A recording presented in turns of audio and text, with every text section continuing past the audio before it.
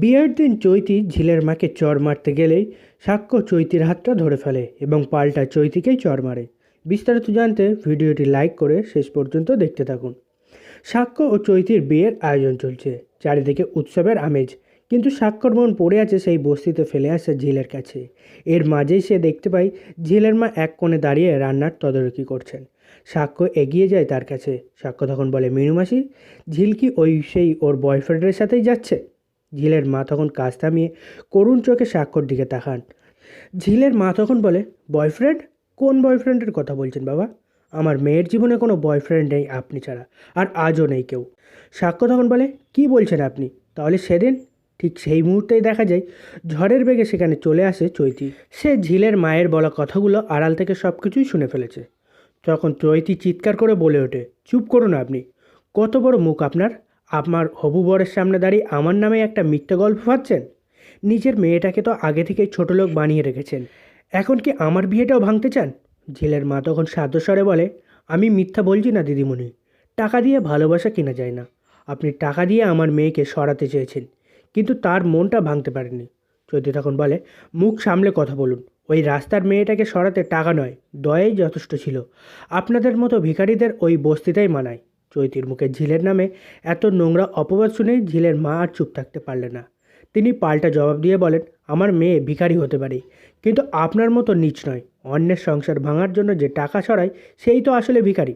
এই কথা শুনে চৈতি হিতাহিত জ্ঞান হারিয়ে ফেলে। সে রাগে চিৎকার করে বলে ওঠে, আপনার এত সাহস! এই বলে সে হাত উঁচিয়ে ঝিলের মাকে সজোরে চড় মারতে যায়। কিন্তু চটটা ঝিলের মায়ের গালে পড়ার আগেই সাক্ষ্য চৈতির হাতটা শক্ত করে ধরে ফেলে। চৈতি চমকে যায়। চমকে তাকিয়ে দেখে যে সাক্ষ্যর চোখ দুটো রাগের লাল হয়ে গেছে।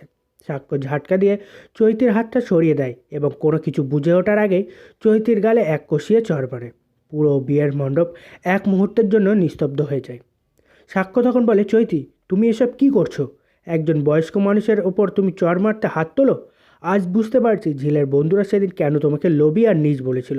ঝিলের মায়ের কাছ থেকে যা শুনলাম, তারপর তোমার সাথে এক ছাদের নিচে থাকা তো দূরের কথা, তোমার মুখ দেখাও পাপ।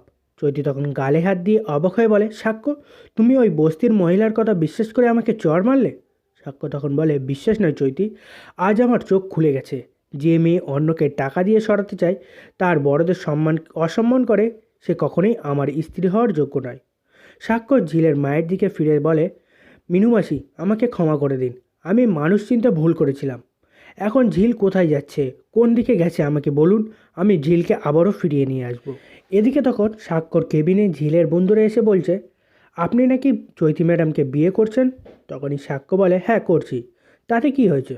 তখন ঝিলের বন্ধুরা বলে, না, আমাদের সেই বিষয়ে কোনো কিছু বলতে আসিনি। আমরা বলতে এসেছি যে ঝিল কিন্তু গান গাওয়া ছেড়ে দিচ্ছে। সাক্ষ্য তখন অবাক হয়ে জিজ্ঞাসা করে, কেন? ও এমনি এমনি গান গাইবে না কেন? তখন ঝিলের বন্ধুরা বলে, ও তো আমাদের দলের লিডার ছিল, তাই ও গান না গাইলে আমরাও তো গান গাইতে পারবো না। সামনে একটা বড় ফাংশন আছে, যেটার জন্য আমরা দীর্ঘ একটা বছর ধরে অপেক্ষা করে আছি, এবং ফাইনালি সেটা কনফার্ম হয়েছে। বন্ধুরা তখন আক্ষেপের স্বরে বলে, কিন্তু ঝিল বলেছে ও আর গান গাইবে না। সে বলছে, তোরা পারলে গান কর। ও এই শহর ছেড়ে আর চলে যাবে, এই শহরে আর থাকবে না। এখন থেকে চিরতরে সে এই দল থেকে বেরিয়ে যাবে। তখন সাক্ষ্য এই কথা শুনে বিরক্ত হয়ে বলে, তো আমাকে এসব কথা কেন শোনাতে এসেছো? আমাকে শোনানোর তো কোনো প্রয়োজন নেই। তোমরা গিয়ে ওর বয়ফ্রেন্ডকে শোনাও। এই কথা শুনে ঝিলের বন্ধুরা রেগে গিয়ে বলে, বয়ফ্রেন্ড? আপনি ওর সম্বন্ধে উল্টোপাল্টা কথা কেন বলছেন? ওর চরিত্র নিয়ে আপনি কোনো কথা বলতে পারবেন না। তখনই সাক্ষ্য বলে ওঠে, কেন? এখানে চরিত্রের কথা কি করে এলো? ও একজন প্রাপ্তবয়স্ক, নিজের বয়স হয়েছে, একটা বয়ফ্রেন্ড বানাতেই পারে। তাতে চরিত্রের কী দোষ হলো? মানুষ কি ভালোবেসে প্রেম ভালোবাসা করে নাকি? তখনই ও ঝিলের বন্ধুরা বলে, শুনুন, আপনার সঙ্গে না এই বিষয়ে কোনো কথা বলতে ইচ্ছে করে না। আপনি এমন নাটক করলেন আর এমনি ভালো মানুষই দেখালেন যে নিজে দাঁড়িয়ে ওর ট্রিটমেন্ট করলেন, ভালোবাসা দেখালেন, সেবা করলেন এবং নিজের বাড়িতে নিয়ে গিয়ে রাখলেন। আর শেষ পর্যন্ত আপনি কি করলেন? আপনার ওই চৈতি ম্যাডাম আর আপনি দুজনেই একই রকম। তখনই সাক্ষ্য বলে, চৈতি আবার কি করলো যে তোমরা চৈতিকেও দোষারোপ করছো? তখনই ঝিলের বন্ধুরা বলে, চৈতি ম্যাডাম কিছু করেনি। ডিভোর্স পেপারটা পাওয়ার জন্য ও ঝিলকে 1 লাখ টাকা দিতে চাইলো, যাতে ডিভোর্সটা হয়ে যাক আর আপনি ওকে বিয়ে করতে পারেন। সাক্ষ্য তখন একথা শুনে অবাক হয়ে যায় আর বলে, কি বলছো তোমরা এসব? একটা মেয়ের নামে কেন উল্টোপাল্টা কথা বলছো? মিথ্যা কথা কেন বলছো? তখনই ঝিলের বন্ধুরা বলে, ও আপনার হবু স্ত্রীর নামে মিথ্যা কথা বলছি আপনার খুব গায়ে লাগছে তাই না? এটা মিথ্যা না, এটা সম্পূর্ণ সত্যি এবং আমরা কখনো মিথ্যা কথা বলি না। সাক্ষ্য তখন অবিশ্বাসের সুরে বলে ওঠে, তোমরা এসব কি বলছো? তখনই ঝিলের বন্ধুরা বলে, হ্যাঁ, আর আপনি জানতে চাইলেন না আমরা কার মুখ থেকে শুনলাম যে চৈতি 1 লাখ টাকা দিতে চেয়েছিল? কেননা আমরা রীতিমতো ওই দিন ওখানেই দাঁড়িয়েছিলাম। আমাদের সামনেই আপনার বাড়ি থেকে 5 লক্ষ টাকা দেওয়ার কথা বলা হয়েছে। তার মধ্যে আবার চৈতি ম্যাডাম 1 লক্ষ টাকা দিতে বলেছে। তার মানে মোট 6 লক্ষ টাকা। শুনুন, আমাদের ঝিল না অতটা লোভী নয়। ও চাইলে আরও 4 লাখ টাকা বাড়িয়ে 10 লাখ টাকা নিতে পারত। সেই 10 লাখ টাকা দিয়ে আমাদের একটা গানের দলটা অনেক দূর এগিয়ে নিয়ে যেতে পারত, কিন্তু ও সেটা করেনি, কারণ আপনারাই একমাত্র লোভী। তখন একথা শুনে সাক্ষ্য রেগে যায়। রেগে গিয়ে বলে, শোনো, তোমাদেরকে না এভাবে কথা বলার মতো অধিকার আমি দিইনি। তোমরা সাহস করে আমার সঙ্গে এভাবে কথা বলতে এসেছো, কেন এসেছো সেটা আমাকে বলো। তখন ওরা বলে, শুনুন, আমরা সেভাবে কথা বলতে আসিনি। আমরা বলতে এসেছি যে ঝিল ছেড়ে দিচ্ছে, কারণ আমাদের মনে হচ্ছে ঝিলের জন্য আপনিও অনেক ক্ষতি করছেন। শুধু ও ঝিলের ক্ষতি হচ্ছে এটা না, ঝিলের জন্য আমাদেরও অনেক বড় ক্ষতি হয়ে যাচ্ছে। তখন সাক্ষ্য বলে, তোমাদের কি মনে হয় আমি গিয়ে বললেই ঝিল গান গাইতে শুরু করবে বা আমার কথা শুনবে? এটা কেন তোমাদের মনে হচ্ছে? তাছাড়া ওর বয়ফ্রেন্ডকে গিয়ে বলো, ওর বয়ফ্রেন্ড বললেই কিন্তু ও অনেক কথাই শুনবে এবং ও গানটা গাইবে। তখন ঝিলের বন্ধুরা বলে, শুনুন, এইসব চরিত্র নিয়ে কথা বলছেন কেন? ওর কোনো বয়ফ্রেন্ড নেই, বুঝেছেন? এই কথা শুনে সাক্ষ্য রেগে যায়। সে রেগে গিয়ে বলে, শোনো, তোমরা কিছুই জানো না, ওর বয়ফ্রেন্ড আছে, আমি নিজের চোখে দেখেছি। ও নার্সিংহোমের সামনে ঘুরে বেড়াচ্ছিল তাকে নিয়ে। এইসব কথা শুনে ঝিলের বন্ধুরা নিজেদের মধ্যেই বলা কওয়া শুরু করে যে, আরে ঝিল কি কখনো কাউকে ভালোবাসে নাকি? আমরা তো জানতামই না যে ও কাউকে ভালোবাসে। তখন এই ঝিলের বন্ধুরা ভাবে, হয়তো সাক্ষ্যকে রাগানোর জন্যই ঝিল কিছু একটা নাটক করছে। আর যদি ঝিল করেও থাকে তাহলে ওটা বেশ করেছে, ওর যা ইচ্ছা তাই করেছে। তখনই সাক্ষ্য বলে, হ্যাঁ, আমি তো কিছুই বলছি না, এটা করা তো খুবই স্বাভাবিক। আমি যেমন বিয়ে করছি, আমার এঙ্গেজমেন্ট হলো, আমি ওকে নিয়ে ঘুরে বেড়াবো, লং ড্রাইভে যাব, এমনকি 2 দিন পর হানিমুনেও যাব, তাহলে ঝিলও ঠিক সেটাই করবে। সাক্ষ্য তখন বলে, ঝিলের ক্ষেত্রে এটা অপরাধ হবে কেন? আমি তো সেটাই বলতে চাচ্ছি, কিন্তু তোমরা কেন মানতে চাইছো না সেটাই তো বুঝতে পারছি না। তখন ঝিলের বন্ধুরা বলে, শুনুন, আপনার মতো নীচ মানুষ আমরা দুটো দেখিনি।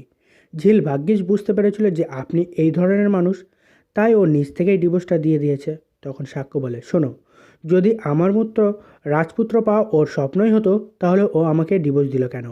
আমি কি ওকে বলেছিলাম আমাকে ডিভোর্স দিতে? তখনই ঝিলের বন্ধুরা বলে ওঠে, ও রাজপুত্রের মতো দেখতে হলেই কি সে রাজপুত্র হয় নাকি? আপনি কি নিজেকে রাজপুত্র মনে করেন? না, আপনি কখনো রাজপুত্র হতে পারেন না, কারণ আপনার আসল রূপটা আমাদের কাছে খুব ভালোভাবেই পরিষ্কার হয়ে গেছে। তখন সাক্ষ্য বলে, কি পরিষ্কার হয়ে গেছে? তখন ঝিলের বন্ধুরা বলে, এই যে কত নাটক করলেন, ওর অপারেশন করলেন, সেবা যত্ন করলেন, এসব কেন করেছেন তা আমরা বুঝতে পেরেছি। ভুল বুঝিয়ে ঝিলকে দিয়ে আপনি ডিভোর্সটা করিয়ে নিলেন। আপনার সঙ্গে আমাদের কোনো কথাই নেই। এই কথা বলে ঝিলের বন্ধুরা সেখান থেকে চলে যায়। তারপর সাক্ষ্য একজনকে ফোন করে এবং তার কেবিনে আসতে বলে, এবং সে আসলে দেখা যায় যে সাক্ষ্য বলে, ওই যে ঝিল মেয়েটা রিসেপশনে কাজ করতো, তার কিছু ডিউ বাকি আছে মনে হয়, সেই চেকটা আমাকে দাও তো। তখনই সেই ছেলেটা বলে, আপনি কি চেকটা দেখবেন? আচ্ছা ঠিক আছে, আমি আনছি। এরপর ছেলেটা সেখান থেকে চলে যায় এবং কিছুক্ষণ পর দেখা যায় যে সাক্ষ্য বস্তিতে গিয়ে হাজির হয়েছে সে চেকটা নিয়ে। তখন ঝিল ঘরে বসেই বাইরে যাওয়ার জন্য জামাকাপড় গোছাচ্ছিল, তার ব্যাগপত্র গোছাচ্ছিল। তখন সাক্ষ্য সেখানে বাইরে কিছুক্ষণ দাঁড়িয়ে সে ঝিল বলে ডেকে ওঠে। এদিকে তখন ঝিলের মা ও দিদি সেখানে চলে আসে। ঝিলের মা তখন বলে, তুমি আবার এখানে কেন এসেছো? তুমি নিজেকে কি ভাবো যে আমাদের একদম শান্তিতে থাকতে দেবে না? আমার মেয়েটাকে কি তুমি শান্তিতে থাকতে দেবে না? আমরা তো তোমাদের কাছে যাচ্ছি না, আমরা তো তোমাদের ছেড়ে চলে এসেছি, তোমাদের থেকে দূরেই আছি। তুমি কেন বারবার আমাদের বস্তিতে চলে আসছো, এটা বুঝিয়ে বলো তো আমাদের। তখনই মিলি বলে, শুনুন, আমার বোনের মনের অবস্থা একদমই ভালো নয় এবং শুধুমাত্র আপনার কারণে আমার বোনটা এই শহর ছেড়ে চলে যাওয়ার চেষ্টা করছে। আর আপনি বারবার আমার বোনের কাছে কেন আসছেন? কালকে অত কিছু কাণ্ড করলেন, তাতেও কি আপনার শান্তি হলো না? তখনই সাক্ষ্য বলে, কেন, আমি কি এখানে আসতে পারি না? তখনই মিলি বলে, না, আপনি এখানে আসতে পারেন না, কারণ এখানে আসার মতো আপনার সাথে আমাদের আর কোনো সম্পর্কই নেই। তখনই ঝিল ওখানে দাঁড়িয়ে ছিল আর সে বলে, দিদি ছেড়ে দে তো, উনি কি করতে এসেছেন ওকে ভেতরে আসতে বল, আমাকে সব কিছু বলতে বল। তখনই সাক্ষ্য ভেতরে আসে এবং সাক্ষ্যর সঙ্গে ঝিলের মা ও দিদিও ভেতরে চলে আসে। সাক্ষ্য তখন ঝিলকে বলে, তুমি তো আমাদের নার্সিংহোমে চাকরি করতে, সেখানে তোমার 1 মাসের ডিউটিও বাকি ছিল, সেই পেমেন্টটা দেওয়ার জন্যই আমি এসেছি। এই কথা বলে সে পকেট থেকে একটা চিঠি মানে চেকটা বার করে। তখনই ঝিল বলে, ও এই টাকাটা দেওয়ার জন্যই আপনি এখানে এসেছেন? তখনই সাক্ষ্য বলে, হ্যাঁ। আমাদের নার্সের কি কোনো বকেয়া থাকা উচিত? তখনই ঝিল বলে, শুনুন, ওই টাকাটা আমার লাগবে না, আপনারা আমাদের জন্য এত কিছু করেছেন, ও তাই জন্য ওটা রেখে দিন। তখন সাক্ষ্য বলে, কেন? তুমি কাজ করেছো, তোমার প্রাপ্য টাকা তুমি নেবে না কেন? তখন ঝিল বলে, হ্যাঁ, আপনি আমার অপারেশন করেছেন, তার বিনিময়ে আপনাকে এই টাকাটা দিয়ে দিলাম। যেমন করে আমার অপারেশনের বিনিময়ে আমাকে, আমার মা ও দিদিকে আপনাদের বাড়িতে রান্নাবান্না করালেন, আপনার এঙ্গেজমেন্ট ধরে ধরে নিন, সেই হিসেব মেটাতেই আমি এই টাকাটা আপনাকে দিলাম। তখনই সাক্ষ্য বলে, কেন তুমি নেবে না টাকাটা? টাকাটা নাও। তখনই ঝিল বলেন, আমি যখন বলেছি নেব না, তখন নেব না। তখন ঝিলের মা ও দিদি বলে, ও তো বললো টাকাটা নেবে না, তারপরে আপনি কেন জোর করছেন? কালকে যেভাবে আমাদের জোর করে আপনার বাড়িতে গিয়ে রান্না বান্না করালেন, ঝিলকে কি রান্না করার মানসিকতা ছিল নাকি? ঝিল কি যেতে চেয়েছিল নাকি? ঝিলকে সব কিছু নিজের চোখে দেখাবেন বলেই তো ওকে ওখানে নিয়ে গেছিলেন, তাই না? তারপর আবার টাকা দিতে এসেছেন? এতটা অপমান আমাদের আর করবেন না। ঝিলের মা তখন বলেন, ওসব টাকা তো আমার মা মেয়েরা খেটে উপার্জন করে নিতে পারবো, আমাদের ওই টাকার প্রয়োজন হবে না। তখনই সাক্ষ্য জিজ্ঞাসা করে, সত্যি তুমি টাকাটা নেবে না তাই তো ঝিল? তখনই ঝিল বলে, না, নেব না। আর এরপরেও যদি আপনি টাকাটা দিতে আসেন, তাহলে ওই চেকটা বা টাকাটা ছিঁড়ে ফেলে দেবো, আপনার সামনেই আমি ছিঁড়ে ফেলে দেবো। তখন সাক্ষ্য বলে, দেখুন, এই টাকাটা ওর প্রাপ্য, কেন ও নেবে না? তখন ঝিলের দিদি মিলি বলে ওঠে, ওর তো হকের অনেক কিছুই আছে, আমরা তো সেই হক ছেড়েই দিয়েছি। যেমন আপনিও ওর হকের স্বামী ছিলেন, তবুও তো ও আপনাকে নির্দ্বিধায় ছেড়ে দিল। তাছাড়া আপনি মনে হয় ওর কপালে ছিলেন না, সেই কারণেই তো ও ছেড়ে দিতে পারলো। তখন ঝিল বলে, দিদি এইসব কথা ছাড় না রে, আমার আর ভালো লাগছে না। ঝিল তখন সাক্ষ্যকে বলে, হয়ে গেছে আপনার সব কিছু বলা, এবার আপনি যেতে পারেন। তখন সাক্ষ্য বলে, ঝিল, তোমার সঙ্গে আমার কিছু কথা ছিল। তখন ঝিল বলে, আচ্ছা ঠিক আছে, বলুন কী কথা। তখন সাক্ষ্য বলে, তোমার সঙ্গে আমার আলাদা করে কথা বলার আছে। তখন ঝিলের মা বলে ওঠে যে, ওর সঙ্গে তোমার আলাদা করে আর কোনো কথাই থাকতে পারে না বাবা, তাই যা বলার তুমি সেটা আমাদের সামনেই বলতে পারো। তখনই সাক্ষ্য বলে, ঠিক আছে বেশ, তাহলে আমি সবার সামনেই কথাটা বলি। সাক্ষ্য তখন বলে ওঠে ঝিলকে, ঝিল, আমি শুনেছি তুমি নাকি আমার জন্য গান গাওয়া বন্ধ করে দিচ্ছ, সবের মুখে তো এই কথাটাই শুনছি। তখনই জিজ্ঞাসা করে ঝিল যে, আমি কি করেছি? আমি তোমাকে বারণ করেছি নাকি তুমি যে গান করো না? তখন ঝিল পাল্টা জিজ্ঞাসা করে, কে বললো আপনাকে এসব?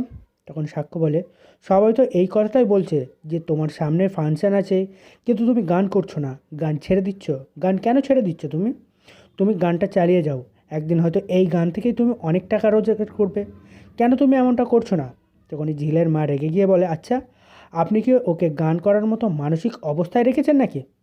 আপনি চারিদিকে এমন যত সব কাণ্ড ঘটাচ্ছেন যে ও মনে হয় আনন্দ নিয়েই গানটা করতে চলে যাবে, তাই না? তখনই সাক্ষ্য বলে, কেন? মানুষ কি শুধু আনন্দেই গান করে? কষ্ট হলে কি মানুষ গান গাইতে পারে না? কষ্ট হলেও তো মানুষ গান গায়। আর তাছাড়া আনন্দ বা কষ্ট যাই হোক না কেন, গান গাওয়া কেন ছেড়ে দেবে? গান করা তো ওর প্রফেশন, এবং ও গানটাকে খুব ভালোবাসতো, আঁকড়ে ধরে থাকতো। যে গান করুক না কেন, ওর ভালো লাগতো গান করতে, সেই গানটাই কেন ও ছেড়ে দেবে? তাছাড়া তুমি শহর ছেড়ে অন্য শহরে চলে যাচ্ছ, একা একটা মেয়ের পক্ষে সেখানে গিয়ে থাকাটা কি খুব নিরাপদ হবে? সাক্ষ্য তখন অনুরোধ করে বলে, তুমি যেও না ঝিল, আমার তোমার সঙ্গে যদি কোনো অন্যায় হয়ে থাকে সেটা আলাদা ব্যাপার। সাক্ষ্য তখন বলে, আমি বাবার কাছ থেকে শুনলাম তুমি চলে যাচ্ছ, তাই তোমাকে এই কথাগুলো বলতে আসলাম। তখন ঝিল বলে, ও, আপনার বাবার দয়ায় আমি চাকরি করছি, সেই কথাটা আপনি বলতে এসেছেন?